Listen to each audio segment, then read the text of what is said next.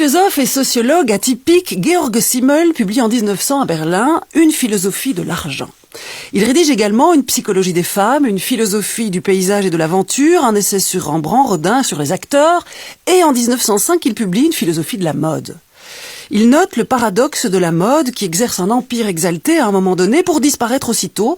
Il observe ce double mouvement par lequel, par le conformisme de la mode, se joue à la fois un processus d'intégration sociale et un processus de singularisation.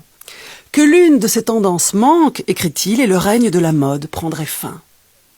Aussi, vous êtes-vous déjà demandé pourquoi les imprimés en motifs léopard, hyène, zèbre, python, panthère, tigre, loup et autres pelages de girafes envahissent par montagnes entières les rayons des vêtements pour dames et submergent leur garde-robe.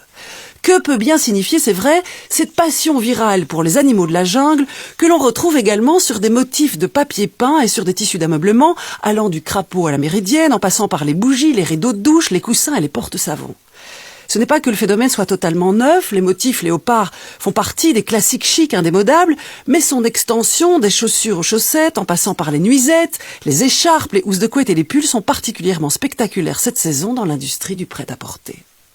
Des femmes, donc, portent sur elles des imprimés d'animaux sauvages, mais il ne faudrait pas considérer cette tendance uniquement comme une exposition conformiste aux effets de la mode, car cette tendance est avant tout une arme signifiante de singularisation, pour reprendre l'une des deux catégories de Georg Simmel. Un vêtement est toujours ce dans quoi un corps s'investit en se vêtissant. Un habit, en effet, est une seconde peau. Il est une certaine façon pour un corps d'habiter et de s'habiter en s'habillant.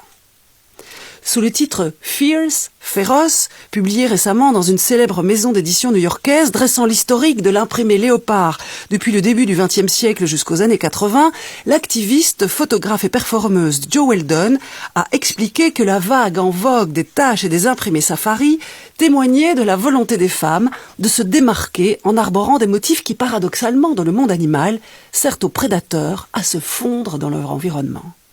Car il y a voir, se montrer, être et ne pas vouloir être vu. Appliqué au monde humain, l'affichage de motifs sauvages serait le signe que la femme refuse d'être une proie, qu'elle est le maître du zoo et qu'elle veut vaincre l'animal prédateur. La culture du vêtement en motif léopard renverse donc les codes, l'ordre et les lois de la nature. Dans la nature, le prédateur dangereux ne veut pas être vu et sa peau lui tient lieu de camouflage. Tandis qu'en ville et dans le monde urbain et dans le monde humain régi par les règles de la culture, la femme en manteau léopard s'affranchit et affiche sa wilderness. C'est donc une prise de position explicitement subversive, comme d'ailleurs Christian Dior l'avait décodé en 1954, qui déconseillait le port de l'imprimé en motif jungle aux femmes douces et honnêtes.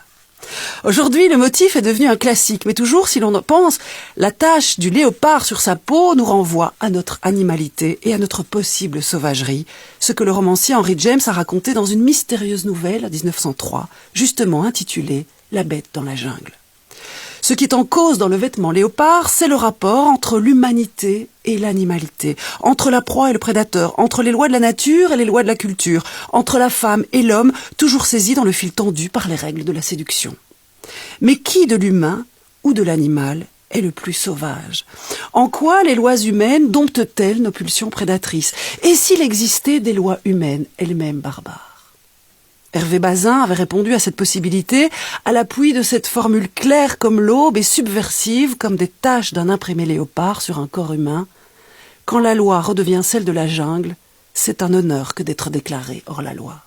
Et vous, qu'en pensez-vous ?